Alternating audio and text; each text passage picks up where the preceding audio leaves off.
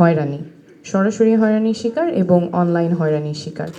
আমরা যখন এখন দাঁড়িয়ে আছি গণঅভ্যুত্থানের ঠিক পরপর কিন্তু আমাদের মনে হয়েছিল যে রাজনৈতিক পরিসরে নারীদের মিনিংফুল পার্টিসিপেশনের রাস্তাটা প্রশস্ত হয়েছে, কিন্তু যতই দিন গিয়েছে ততই রাস্তাটা শুরু হয়েছে এবং চোখের সামনেই মনে হয় মিলিয়ে যেতে দেখছি, এবং এটা একটা বড় কারণ সাইবার বুলিং। এই ক্ষেত্রে আমরা দেশে বিদেশের যে অভিজ্ঞতা, নির্বাচন যত ঘনিয়ে আসবে সেটা আরও প্রকট আকার ধারণ করবে।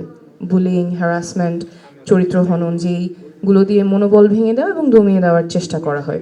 তো সেই ক্ষেত্রে আসলে খুবই প্রোঅ্যাক্টিভ পদক্ষেপ প্রশাসনের থেকে আমরা আশা করব। যেই প্রার্থীরা হ্যারাসমেন্টের শিকার হবেন তাদের জন্য অবশ্যই একটা ফাস্ট ট্র্যাক রেসপন্স মেকানিজম প্রয়োজন পড়বে। যিনি হ্যারাসমেন্টের শিকার হবেন তিনি একটা জায়গায় রিপোর্ট করবেন এবং সেখান থেকেই দ্রুততম সময়ে আইনি সহায়তা, প্রশাসনিক সহায়তা যাতে তারা পান সেই ব্যবস্থাটা করতে হবে।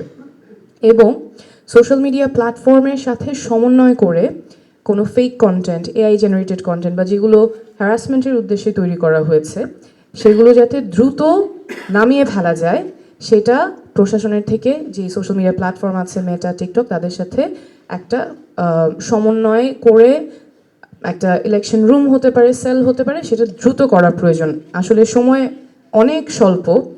আই এম শিওর যে এই কনভারসেশনগুলো আছে, আমি এর আগে নির্বাচন কমিশনেও এই আহ্বান জানিয়েছিলাম, তারা বলেছিলেন যে তারা কথা বলছেন অলরেডি, সেটার অগ্রগতিটা কত দূর এবং এটা আসলে মানে কতটা এসেনশিয়াল সেটা আশা করি আজকের আলোচনায় খুবই স্পষ্টভাবে উঠে এসেছে, কারণ প্রত্যেকটা বক্তা এই কথা বলেছেন আমাকে। এবং আমরা যদি এটার কোনো প্রোঅ্যাক্টিভ সলিউশন না রাখতে পারি এই নির্বাচনে, যেখানে যারা হ্যারাসমেন্টের শিকার হচ্ছেন, যারা হ্যারাস করছেন তাদেরকে জবাবদিহিতার মধ্যে আনার যদি কোনো উপায় না থাকে এবং যারা হ্যারাসমেন্টের শিকার হচ্ছেন তারা কন্টিনিউয়াসলি হ্যারাসমেন্টের শিকার হতে থাকেন, তাহলে আসলে আমরা নারীরা কেন রাজনীতিতে নাই সেই প্রশ্নটাই করতে হবে। কারণ নারীদের জন্য যদি নিরাপদ পরিবেশ না করতে পারি তাহলে আসলে রাজনীতিতে নারীদের meaningful contribution reasonably we cannot expect.